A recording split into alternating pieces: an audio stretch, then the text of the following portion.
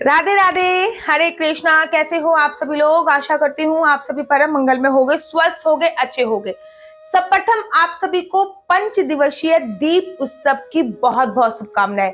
मेरी ऐसी परम मंगल में कामना है कि माता लक्ष्मी आपके घर में जरूर आए और कभी ना जाए। माता लक्ष्मी आपके घर की एनर्जी से, आपके घर की सकारात्मक ऊर्जा से, मेरे द्वारा बताए गए उपायों से, पूजा विधि से आपके घर पे हमेशा हमेशा के लिए विराजमान हो जाए और आपको कभी भी दरिद्रता का मुंह ना देखना पड़े। देखिए, जब कोई मेहमान आता है तो हम उनको फोन करके पूछते हैं, अच्छा मुझे ये बताओ आपको पसंद क्या है, तो आपके पसंद का ही खाना बना दूं। माता लक्ष्मी साक्षात आ रही है तो क्या आप उनके पसंद का भोग नहीं लगाओगे? मुझे पता है कि आप लोगों को पहले से ही पता है, आप बड़ी सारी मिठाई भोग लगाते हो, खील बतासे भोग लगाते हो, लेकिन आज मैं आपको एक ऐसी चीज बताने जा रही हूँ जो माता लक्ष्मी को प्रिय लगती है, माता लक्ष्मी को प्रसन्न है। उसकी खुशबू मात्र से माता लक्ष्मी आकर्षित हो जाती है और वो माता लक्ष्मी का प्रिय भोग है। मैं एक भोग नहीं, दो भोग नहीं, तीन भोग नहीं, चार भोग नहीं, पूरे 5 भोग लगा रही हूँ, बताने जा रही हूँ। और 5 भोग आपके घर पे अवेलेबल है। उसमें भी सबसे इंपॉर्टेंट एक भोग है जो मैं वीडियो के एंड में बताऊंगी। तो चलिए अधिक विलंब ना करते हुए प्रारंभ करते हैं। और नंबर 1, सबसे पहले माता लक्ष्मी का पसंदीदा जो फल है वो है अनार। बहुत बार आपने कहते हुए सुना होगा कि माता लक्ष्मी का पसंदीदा फल अनार है। तो आपको फलों में अनार का भोग माता लक्ष्मी को दिवाली वाले दिन अवश्य और अवश्य लगाना है। आप आज ही लेके आ जाइए, जैसे ही ये वीडियो देखिए वैसे ही अनार लेके आ जाइए, क्योंकि अनार का भोग बहुत ज्यादा सर्वोत्तम माना जाता है और अनार का भोग माता लक्ष्मी को बहुत ज्यादा प्रिय है। अच्छा, माता लक्ष्मी के साथ ना गणेश जी की भी पूजा होती है। तो गणेश जी का जो पसंदीदा फल है, जो गणेश जी को बहुत उत्तम लगता है, वो केला है। तो केला भी लेके आना बहुत जरूरी है, क्योंकि जब माता गणेश जी प्रसन्न होंगे, जब पुत्र प्रसन्न होएगा तो माता अपने आप ही प्रसन्न होती चली। इसलिए माता लक्ष्मी के साथ गणेश जी का भोग भी जरूरी है। तो आप अनार के साथ केले का भोग अवश्य लगाइए। देखिए, आप लोगों ने बड़ा सुना होगा सिंगाड़े।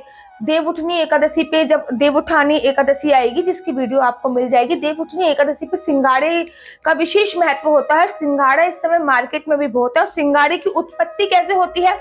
जल से, तालाब से। ठीक है, तो जल में उत्पत्ति होती है और जल में उत्पत्ति होने के कारण ही माता लक्ष्मी का प्रादुर्भाव कहां से हुआ है? जल से, समुद्र मंथन से। तो माता लक्ष्मी को सिंगाड़ा भी बहुत प्रिय है, इसलिए आपको माता लक्ष्मी को सिंगाड़े का भोग भी लगाना है। इस बात का आपको ध्यान रखना है।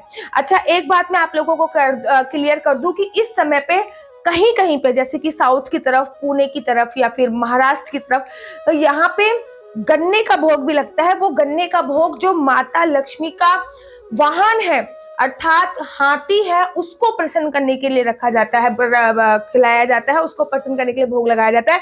तो अगर आप कैपेबल हो, अब कैपेबल की क्या बात है, 10 रुपए का गन्ना आता है, इतना कैपेबल तो सब होंगे ना। तो आप चाहो तो ये सारे भोग भी लेके आ सकते हो, या फिर आप इनमें से कुछ भी भोग लेके आ सकते हो। तो गन्ने का भोग भी माता लक्ष्मी को विशेषकर लगाया जाता है। तो ये मैंने आपको फ्रूट्स की बात बताई है कि आप फ्रूट्स में कौन कौन सी चीजों का भोग लगा सकते हो। नंबर 1 अनार तो मोस्ट इंपॉर्टेंट है। गणेश भगवान के लिए केले का भोग लगाना है, सिंगाड़े का भोग लगाना है, ये भी फ्रूट्स में ही आता है। और नंबर 4 आपको माता लक्ष्मी के वाहन के लिए आपको गन्ने का भोग भी लगाना है। अब 4 फल का भोग तो लगेगा नहीं, तो एक सेब भी आप रख लीजिएगा। अब चलिए आगे बढ़ते हैं और आगे बात कर लेते हैं ड्राई फ्रूट्स की। बड़े सारे ड्राई फ्रूट्स का भोग लगाया जाता है। पंचमेवा का भोग, मुझे पता है कि दिवाली पे पंचमेवा का भोग विशेषकर लगाया जाता है। पंचमेवा का भोग बहुत ज्यादा जरूरी है।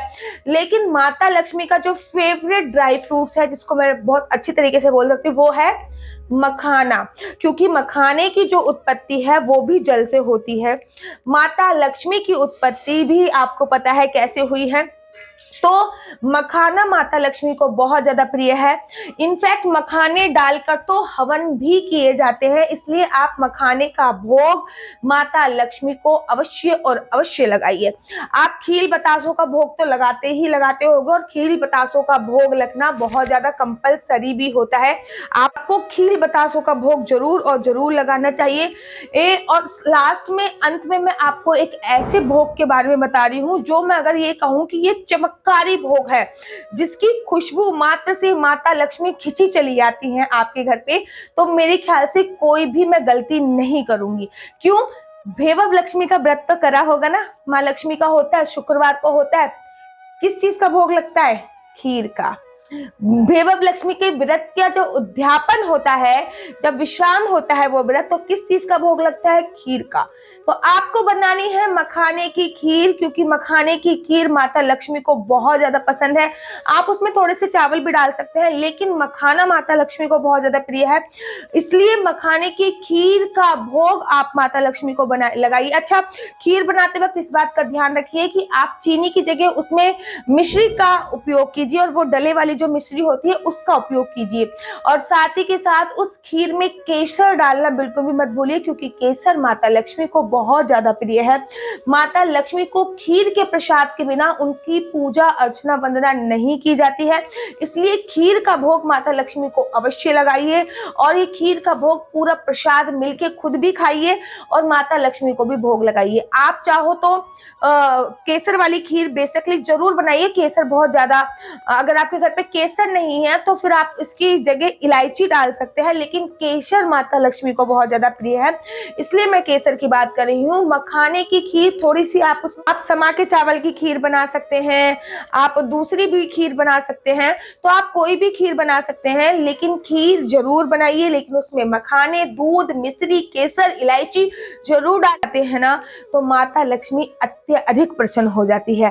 तो आशा करती हूँ कि आपको मेरी वीडियो अच्छी लगती होगी। अगर आपको मेरी वीडियो अच्छी लगती है तो आप अपना यूट्यूब चैनल हरी बोल को लाइक शेयर सब्सक्राइब करना बिल्कुल भी मत भूलिए। आपके कोई भी इंक्वायरी हो, कोई भी क्वेश्चन हो, तो आप मेरी इंस्टाग्राम आईडी डॉक्टर आशु दीदी पर मुझसे संपर्क कर सकते हैं। आप मुझे दीजिए इजाजत। राधे राधे, हरे कृष्णा।